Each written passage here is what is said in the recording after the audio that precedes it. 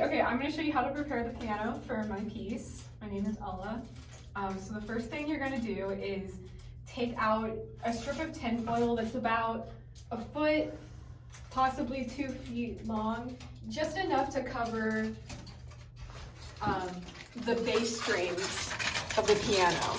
Now this, this strip is not quite large enough, but that's okay for right now. And you're gonna tuck it under there and you're gonna kind of secure it like this. You don't need any kind of adhesive or anything. We have an extra piece here that we'll use, not this one. This one's good. So however much it takes to cover this portion of the bass strings, I'm gonna pretend that that is all the way on there.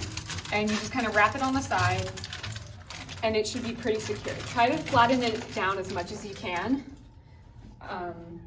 And then after that, you'll take another sheet about a foot long and maybe 4 inches wide, enough to cover this very highest portion of the strings.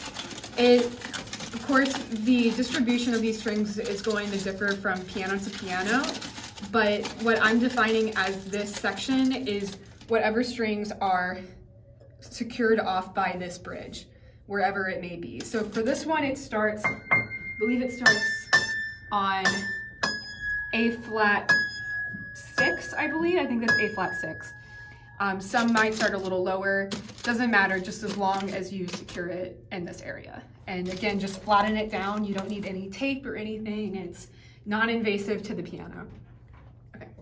Okay, now I'm going to show you how to prepare the piano with mounting putty. You can get some of this pretty much anywhere. You can buy it on Amazon. I bought this pack of mounting putty from my local Target.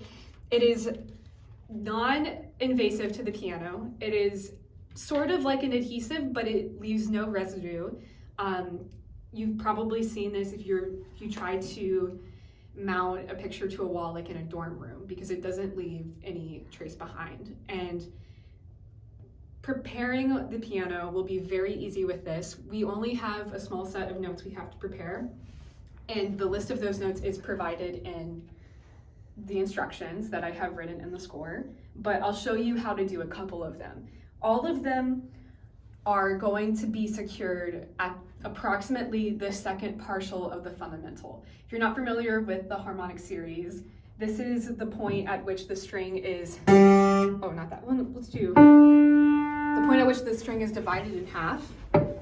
It is the most clear of all the harmonics on the string. So here's what other ones would sound like. It's the most clear, and the pitch it produces is exactly 1 octave above the fundamental pitch, being, you know, this one is D4, here's an octave above D, it's D5, and here is the second partial of D4. So you're gonna take a piece of the putty, about a dime size or so, and you're going to just secure it right on the fundamental. Not the fundamental, pardon me, the second partial. And it creates kind of a warped multiphonic sound where you're hearing the fundamental and the second partial, but they're a little off. And this is going to change with every piano and the size of the putty, exactly where you place it. It's gonna be different from here to there. It won't always sound the same. However, as a guideline, we're going to use that second partial. So here's just another one. Let's do this G. As you get higher, they're going to become increasingly more quiet and difficult to hear by human ears. Once you get to sort of this range, you'll just have to approximate.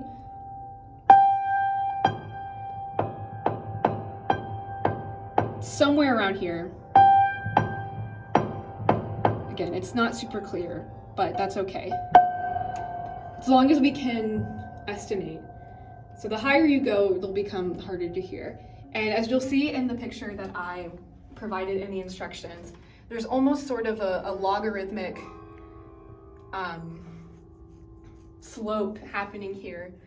as the second partial, starting from the first note that you use here, will progressively become closer to the keyboard. So I hope that helps. And yeah, okay, that's it.